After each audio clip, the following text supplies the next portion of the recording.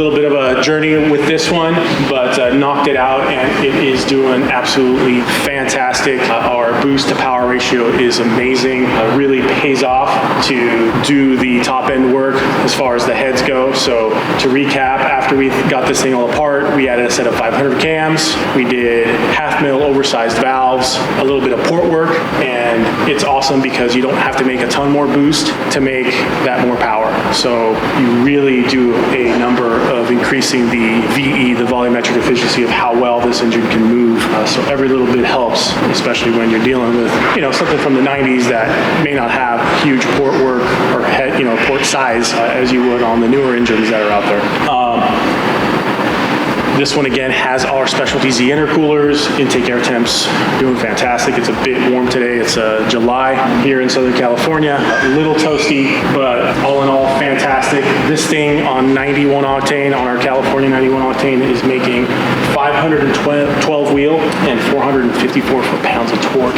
And that's just at 15, just under 16 pounds of boost. So really, really good. Give you an idea, similar setup like this on a completely stock VG30, unopened stock cams, same supporting modifications on the outside. Typically on 91, you're going to do is about a 450 to 460 wheel. That's as good as it's going to get, and you're not going to make any more because of just our knock threshold. This thing, with intercoolers and all those breathing mods, everything done to the heads, can make power more efficiently. And then on 85, again, we are limited by the fuel system. We are only running Nismo 740s. Our base fuel pressure is turned up, but it's easily made just with a couple more pounds of boost and some more timing. 630 to the tire on just 17 pounds, under 18 pounds of boost to make those numbers on this setup. So this thing definitely has way more in it with twin pumps and top feed injectors. This thing can definitely make a lot more power, but this thing is a blast to drive. I spent,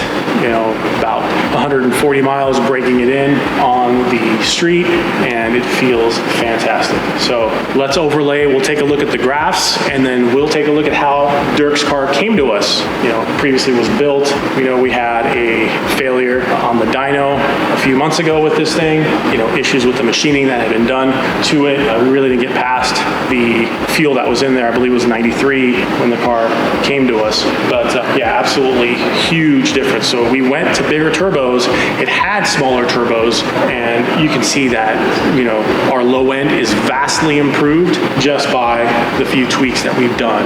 So don't be scared of bigger turbos. When you do everything correctly, assemble everything correctly, use the right parts, you can outspool a smaller turbo. So let's take a look. All right, so in blue we have our 91 octane. Our peak boost was 15.7 at 6,800 RPMs, and you can see we're making 512 wheel, 454 foot-pounds of torque, and we got all the 91 out, put in some fresh E85, made some tweaks to the Haltech ECU, and you can see we just did a very modest boost increase. Of course, we've added timing. We've added about 3 or 4 degrees of timing with the E85, and again, pretty low, very, very conservative. We've stopped, of course, because we are out of fuel system, and we are exceeding our injector duty cycle, past 100% essentially. But take a look at it, E85, 631 wheel, 542 foot-pounds of torque. Almost 100 foot-pounds of torque, both peak torque occurring at 4,400 on both fuels. So like right here, we've gained 100 foot-pounds of torque with just a couple of pounds of boost, and then at the top, our boost spread is roughly pretty close. I mean, you can see the spread's a lot bigger here, hence the bigger torque gains, but this thing is just super efficient and it just keeps pulling on power. So really, really sweet setup. One of my favorite combinations to do to these cars because you have fantastic low end and you make really good power all the way around. So let's pull up the previous 93 tune that it had in there, the way the car came to us with the old motor and the old turbos. Old turbos going off memory here, I believe they were just 2554Rs from Garrett, so essentially like a JWT Sport 530. So let's pull that up next. All right, so I removed the E85 just so we have more of an apples to apples comparison. So this is on California 91. This was with the fuel that the car came to us, was with some sort of 93 octane. And you can see that it was making way more boost, 18.2 pounds of boost. You can see how right over here at 4,500, it's making more boost. And it's also making more boost down low, but pay attention to this. If you look, we're making less boost because naturally those turbos are bigger, but we're not hurting any low end power. We've actually are making more low end power on way less boost. And you can see by the time we hit 3,500 RPM, we are absolutely crushing the old setup.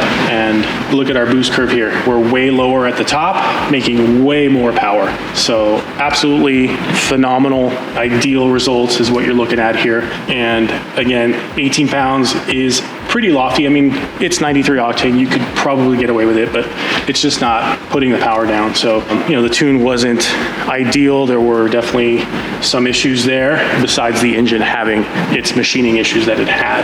So, but absolutely huge difference. So Dirk had told me like, hey, this thing just doesn't feel as peppy as I think it should. And he is absolutely right. It just, even for a small turbo car, we should see a much better low end response here. But you can see, man, we have absolutely nailed it right here with our peak torque areas.